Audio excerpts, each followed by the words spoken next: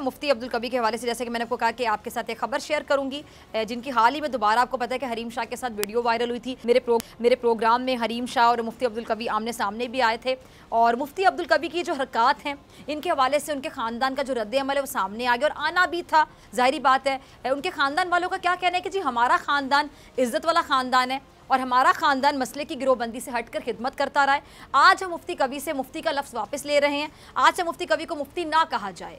मुफ्ती कवी का ज़हनी इलाज भी करवाया जा रहा है। अब ये किस हद तक सच बात है कि ज़हनी इलाज वाकई करवाया जा रहा है या फिर अक्सर हम देखते हैं कि जब कोई कंट्रोवर्सी में आ जाता है और उसके पास सवालों का जवाब नहीं होता, माशरे को फेस नहीं कर पाता, तो अक्सर हमारे यहाँ ये होता है कि वो या तो बीमार हो जाता है या फिर ज़हनी बीमार हो जाता है। ऐसे एग्जाम्पल्स आपके सामने पहले भी हैं। सियासत में भी ऐसे कोई बीमार लोग मौजूद हैं जो कि किस ना कर पाएँ तो वो बीमार होने की एक्टिंग शुरू कर देते हैं। अब जी मेरे साथ मौजूद है मुफ्ती अब्दुल कवी का इलाज करने के ज़ाती मौलिज हाफिज़ अब्दुल कवी साहब। बहुत शुक्रिया हाफिज़ साहब आपका ज्वाइन करने के लिए। हाफिज़ साहब, वाकई मुफ्ती अब्दुल कवी साहब की ज़हनी हालत ठीक नहीं है या फिर ये हालात को देखते हुए ज़हनी बीमार हो गए? मैडम, उनकी हालत आपके सामने है। जब से उनको कोविड हुआ है, कोविड-19, उसके बाद उनके सिम्टम्स वर्स हुए हैं। यानी कोविड-19 के बाद, मुझे सॉरी आपकी बात में हंसी भी आ रही है, उनकी हरकत ऐसी है कि कोविड होने के बाद आप इस तरह की हरकत शुरू कर देते जो उन्होंने शुरू कर दी। कभी हरीम शाह तो कभी कोई तो कभी नहीं कोई। जी नहीं, नहीं जी नहीं, उनको डिमेंशिया था। जी जी जी जी, ये स्टडी आई है अमेरिकन मैगजीन में। जी जी, ये लैंसेट में स्टडी आई है बाकायदा और उसके मुताबिक जो कोविड के पेशेंट्स हैं उनमें साइकियाट्रिक डिसऑर्डर। कोविड के पेशेंट्स क्या करते हैं? क्या स्टडी आई कि कोविड के पेशेंट्स में? जी जी जी जी, कोविड के पेशेंट्स। आप प्लीज बात मुकम्मल में जी जी मैडम, ये स्टडी हुई है पिछले साल नवंबर में, इसके रिजल्ट्स आए हैं। जी जी, कोविड के लिए एडमिट हुए थे बहुत सीरियसली। ये इनको कोविड का अटैक हुआ था पिछले साल जून में, जून 2020 में। उसके बाद इनकी वीडियोस बहुत तवातुर से आना शुरू हुई और उनका जो डिमेंशिया चल रहा था पिछले 4 साल से, वो उसके सिम्टम्स इनको वर्स हुए हैं। ऑलरेडी ये डिजीज थे लेकिन इनकी डिजीज प्रोग्रेस कर गई पोस्ट कोविड। इसलिए इनके साथ ये मामलात हुए कि इनको अपना जजमेंटल पावर इनकी लॉस हो गई और इनको abnormal thoughts I, abnormal behaviour हुआ, कंफ्यूजन हुआ, डिमेंशिया वर्स हुआ और इंसोम्निया हुआ, लॉस ऑफ स्लीप हुआ। लेकिन डॉक्टर साहब, मुझे ये चीज़ समझ नहीं रही हाफिज़ साहब कि ये डिमेंशिया अगर हो जाए तो उसमें तो आपकी याददाश्त पे असर होता है, उनको चीज़ें हो सकता है याद ना रहती हो, नाम भूल जाते हो। लेकिन ये क्या कि वो इस तरह की नॉर्मल एक्टिविटीज़ में उन्होंने अपने आप को फंसा लिया कि वो ख़वातीन से इस तरह की गुफ्तगू करना शुरू हो गए। जिस तरह हरीम शाह ने जो बातें की, उनके मुँह पर बैठ कर उन्होंने मेरे प्रोग्राम में 3 दिन पहले तमाम बातें की। ये कैसी बीमारी है? प्लीज़ ज़रा ये भी क्लियर कर दीजिएगा ताकि बाकियों की रहनुमाई हो सके। जी मैडम, ये तो हमें सोचना चाहिए कि एक इंसेन पर्सन के साथ, एक डिजीज, एक मेंटल, एक साइकियाट्रिक पेशेंट के साथ हमें कैसे बिहेव करना है। ये तो हमारी सोसाइटी को सोचना चाहिए। ये जो मोहतरमा का आपने नाम लिया है, ये तो उनको शर्म करनी चाहिए थी कि एक जो शख्स अपने आप को आलिम दीन कहलाता है, अगर वो बीमार है और उसको लोग भी इसी तरीके से देख रहे हैं, तो उनको बजाय एक्सपोज करने के, उनको बजाय इसके कि उनको रोकने के, उसने उसको एक्सपोज किया।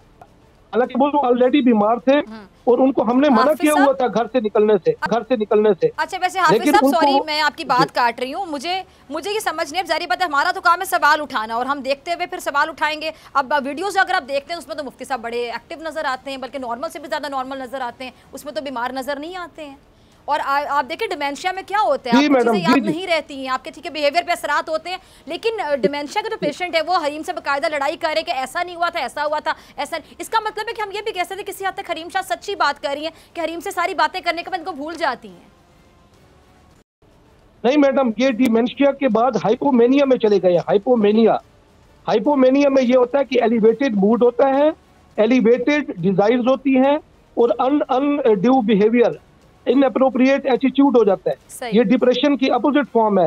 जैसे बाइपोलर डिसऑर्डर में एक एक्सट्रीम में डिप्रेशन है पेशेंट के लिए क्या किया जाएगा? ऐसे पेशेंट को क्या, जब तक इसका इलाज और इसको घर पे बांध दिया जाएगा कि वो मुआशरे में इस तरह की हरकत ना करे?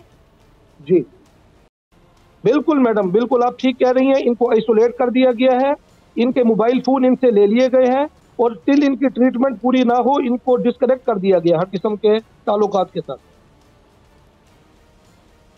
ठीक है जी, और इनकी ट्रीटमेंट कब तक मुकम्मल हो जाएगी? आप क्या कहते हैं, आप उनका इलाज कर रहे हैं? मैडम मैं हूँ कार्डियोलॉजिस्ट, मैं साइकेट्रिस्ट के साथ इन लाइन हूँ, तो साइकेट्रिस्ट जैसे मशवरा देंगे मैं वैसे करूँगा। तो मैं उनको ट्रीटमेंट तो दे सकता हूँ, लेकिन मैं जो उनका प्रॉपर ट्रीटमेंट है वो साइकेट्रिस्ट उसमें एडवाइस देंगे जी। अच्छा, एक और आखिरी सवाल डॉक्टर साहब, मुझे बताइएगा कि इतने अरसे से ये इन मामलात में घिरे में वीडियोस आने का सिलसिला अभी नया नहीं है। आपको कंदील बलोच याद होंगी, वो तो खैर जहाने फानी से कूच कर गई, वो जिंदा ही नहीं वो खातून, तब भी इनकी वीडियोस आई थी। फिर ये हरीम शाह का तो मामला अभी लेटेस्ट है ना, फिर एक चाइनीज़ खातून के इनके डांस की वीडियो आई है। मतलब वीडियोज़ पे वीडियोज़ आती रही। आपने कहा कि कोविड के बाद ज़्यादा वीडियोज़ आनी शुरू हुई हैं। वीडियोज़ तो कोविड आने से पहले इनकी आती रही हैं, जब कोविड का वजूद भी नहीं था, तो तब भी इनको ये बीमारी थी। कोविड तो आया था ना 2019 ये डायबिटिक है, हाइपरटेंसिव है। लेकिन ये तो जो कंदील बलोच वाली वीडियोस हैं वो तो उससे पहले की, तब तो कोविड था ही नहीं ना। ये जरा बता दीजिएगा, समझा दीजिएगा, तब इनको कौन सी बीमारी थी? जी जी मैडम मैं ये एक्सप्लेन मुझे करने दे काइंडली 1-2 मिनट के लिए। मैडम ये पेशेंट है डिमेंशिया के, इनको प्रॉब्लम चल रहा है 4 ईयर से, ठीक है, लेकिन इनके सिम्टम्स वर्स हुए हैं आफ्टर कोविड-19। उससे पहले इनकी वीडियोस इतनी फ्रीक्वेंट भी नहीं थी और इस तरह के एक्शंस भी नहीं थे बिफोर दैट। लेकिन आफ्टर दैट इनके जो एक्शंस हैं, इनके कोलोफेल में तजाद है, इनको बातें भूल जाना और inappropriate attitude, confusion, lack of judgement और अल्टीमेटली हाइपोमेनिया। अच्छा, आपने कहा 4 साल से पेशेंट है। कंदील बलोच की जो डेट ऑफ डेथ है एग्जैक्टली मुझे नहीं याद था, लेकिन मैंने गूगल किया है तो डेट ऑफ डेथ उनकी 15 जुलाई 2016 यहाँ पे शो हो रही है। यानी जुलाई आप समझ लें 16 का मिड, 16 मतलब 2016 आधा गुजर चुका था। आप 16 का आधा साल मिला लें, 17, 18, 19, 20, 4.5 साल, अभी 21 मिला के ऑलमोस्ट 5 साल। तो आप कह रहे हैं 4 साल से बीमार है। कंदील के साथ इनकी वीडियोस आई थी तभी बिल्कुल ठीक थे, इसका मतलब है?